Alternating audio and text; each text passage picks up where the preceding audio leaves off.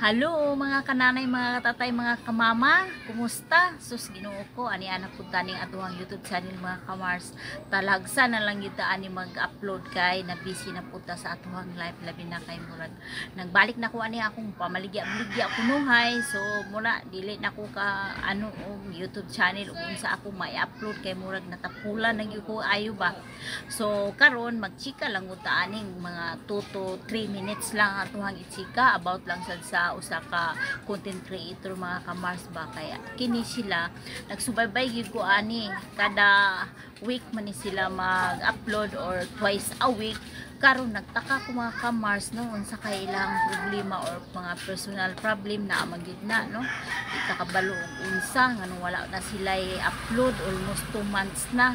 So ang isa nga akong gi-idolize nga YouTube channel mga kamars kini siya o Maria Lasin channel. So mo na siya kanang na wala na siya update ngano ka mga almost 2 months na, twice a week man na sila mag-upload or once a week. Uy yun ana karon taud-taud na gyud sila mga kamars wala nag-upload basin siguro na sila problema, personal problem. So ingon ana kung ngano ka wala pa gyud nakatubag nakoy nakita ani nga nag-upload siya nga nag-update pud ba no, pero wala pud sila kanang update kung unsa gyud walay naka comment dito kung unsa gyud nga nang wala pa sila nag-upload.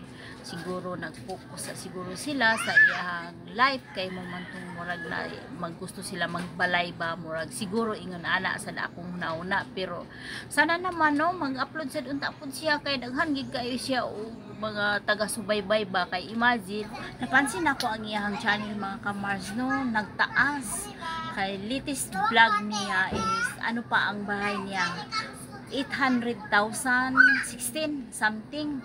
Karon nagtan-aw na ako kay basin og nabay siya bagong upload, new upload, wala siya bagong upload pero ang iyahang balay nagdako naging 800,023.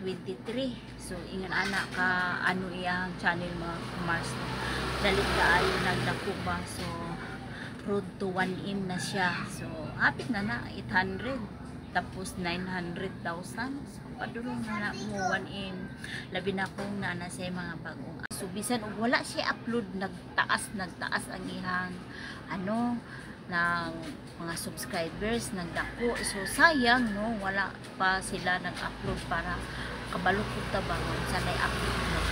So mora pud na ako chika mga kamars kay nagtaka lang po ko ba kay idol ba yung sila.